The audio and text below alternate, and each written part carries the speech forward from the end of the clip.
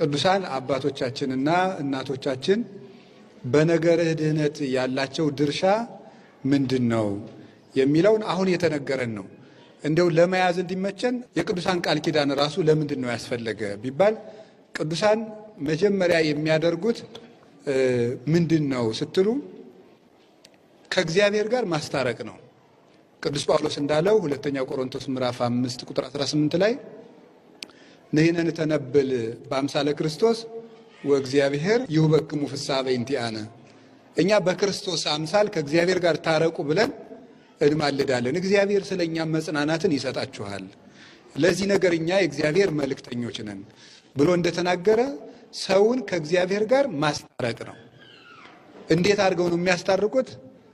ለምነው ያስታርቁታል፣ ማረው ይቅር በለው ብለው። እንደገና ደግሞ አስተምረው ያስታርቁታል፣ ለምነው ያስታርቁታል ወደ ንስሐ። አሁን ከዚህ ገዳም ሄደ ከዚህ እንዲህ ያለ የሚለው ሙታው እንኳን ቀደም መምህር እንደነገረን አሁን እስከ 1000 ትውልድ እንደዚህ የሚለው ሁሉ ያለው 50 ትውልድ 40 ትውልድ እንደዚህ የሚለው ሁሉ ሙታው እንኳን አይቋረጥም ነው፣ ፍሬያቸው ለዘላለም የሚኖር ነው።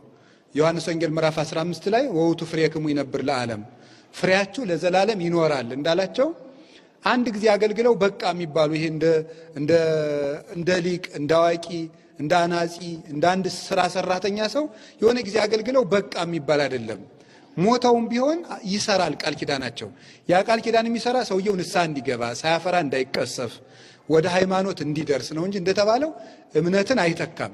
ስለዚህ የቅዱሳን ስራ ወደ ጌታችን ወደ ኢየሱስ ክርስቶስ ወደ ዕለተ ዓርቡ የማዳን ስራ ወስደው ማገናኘት ነው እና ይትካሉ ያቀርቡ ዜን በላ አራቅ ባራቂናው ለወልድ በጌታችን በኢየሱስ ክርስቶስ መስዋዕትነት ካልሆነ በቀር ጸሎት ወደ ላይ አታርግም እንደተባለ ወደ ጌታችን ወደ ኢየሱስ ክርስቶስ ሊቀ ካህናትነት ማድረስ ነው ስራቸው። የቅዱሳን ስራ ይሄንን የሚሰራው። ሁለተኛው ቅዱሳን በነገረ ድህነት ውስጥ የሚሳተፉት ስራ ሰውየውን ማስታመም ነው።